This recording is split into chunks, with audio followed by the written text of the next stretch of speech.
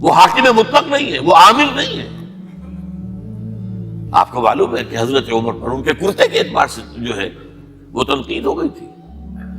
تنقید کرنے والا کون تھا؟ سلمان فارسی رضی اللہ تعالی عنہ، جن کے بارے میں حضور نے فرمایا سلمانو منا اہل البیت، یہ تو ہمارے اہل بیت میں سے ہے، اتنا قریب۔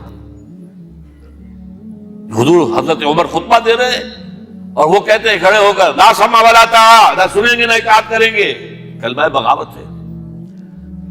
تو کوئی ناگواری کا احساس نہیں، مجمع عام میں بات ہو رہی ہے۔ کیوں کیا بات ہے؟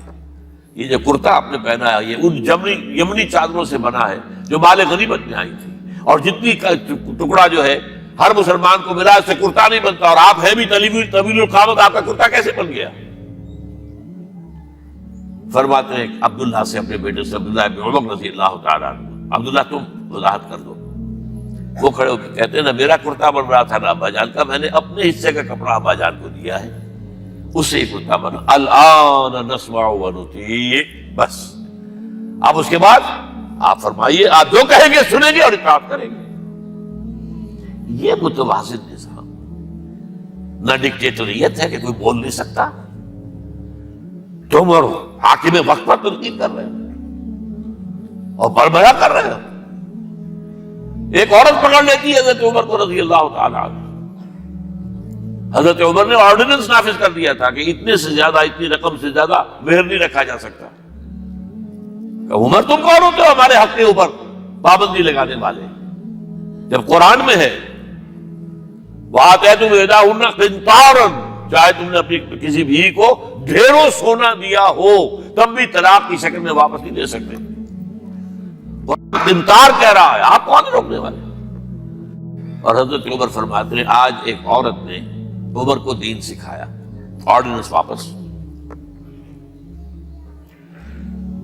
اسی طریقے کا معاملہ حضرت عمر کا یہ اجتہاد تھا کہ یہ جو زمینیں اتنی بڑی بڑی جو ہے سواد، عراق، ایران، مصر سب فتح ہو گئے، چند ہزار صحابہ، اب مطالبہ یہ تھا کہ یہ مال غنیمت ہمارے اندر تقسیم کر دیجیے۔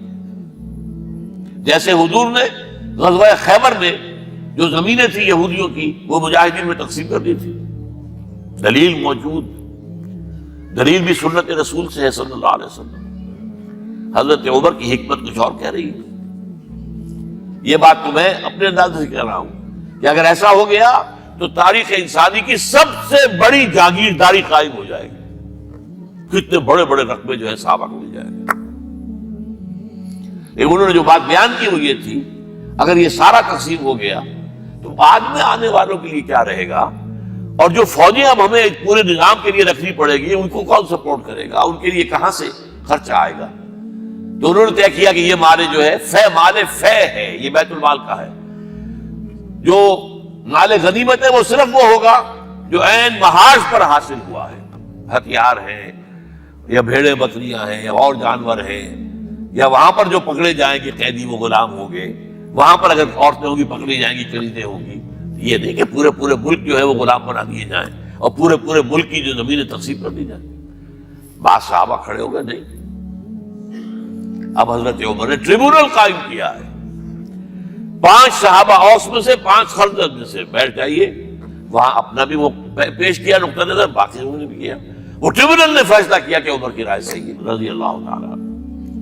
یہ نظام سید القوم خادمہم، یہ اگر کوئی کہتا، اگر یہ مثالیں نہ ہوتی تو کہتے کیا تمہارا دماغ خراب ہوا ہے، یہ شاعری تو تم نے اچھی کر دی ہے، سید القوم خادمہم کبھی ہوا ہے؟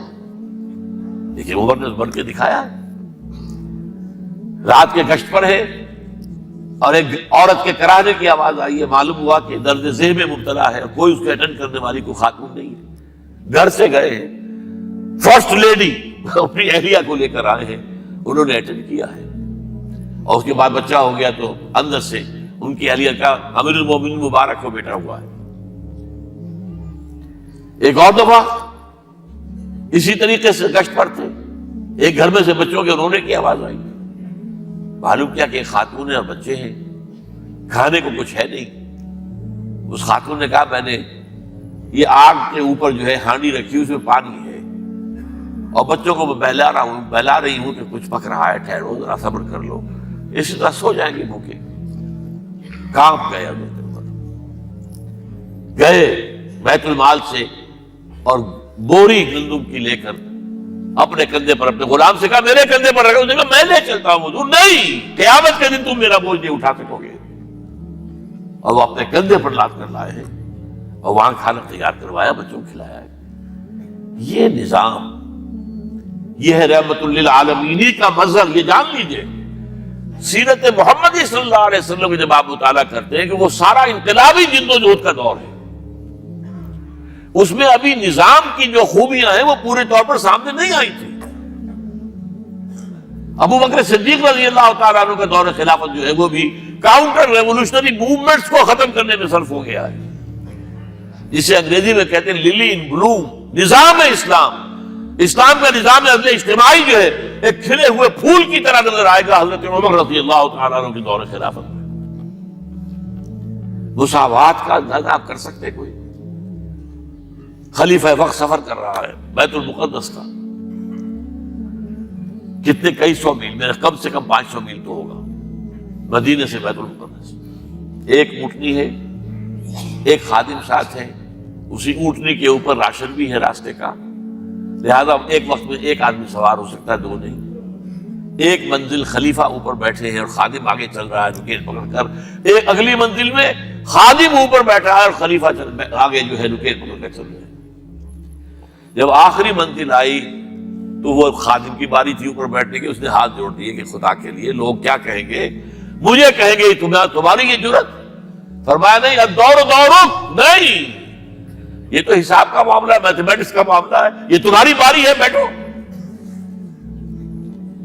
یہ بلندیاں, یہ عظمتیں, یہ عدل, یہ انصاف, اور پھر یہ کہ بوریا نشین, کوئی محل نہیں. ایک آیا ایرانی مدینے میں چکر لگایا, کوئی انہیں محل نظر نہیں آیا. اس نے پوچھا ہے اینا ملککم, تمہارا بادشاہ کہاں ہے؟ جواب دیا گیا لیس لنا ملک بل لنا امیر, ہمارا کوئی ملک ملک نہیں ہے, بادشاہ نہیں ہے, ہمارا امیر ہے. کہاں ہے تمہارا امیر بھائی؟ وہ بیت المال کے کچھ اونٹ گم ہو گئے تھے, سب تلاش کر چکے, نہیں ملا, ہمارا خلیفہ خود گیا ہے. کسی کو ساتھ لے کر گیا ہوگا آئیڈینٹیفیکیشن کے لیے, تو دیکھا دوپہر ہو گئی تھی, دھوپ تیز ہو گئی تھی. حضرت عمر اپنے درے کو اپنے گردن کے نیچے رکھ کر ایک درخت کی چھاؤں میں آرام کر رہے تھے. نہ کوئی باڈی گارڈ ہے, نہ کوئی محافظ ہے. انہیں وہی کھڑے ہو کر کہا, اے عمر تم انصاف کرتے ہو تو تمہیں کوئی ڈر نہیں ہے, اور ہمارے بادشاہ خون پیتے ہیں لوگوں کا, وہ کانپتے رہتے ہیں, انہیں اونچی اونچی فصیلیں چاہیے, بڑے بڑے فوجی چاہیے.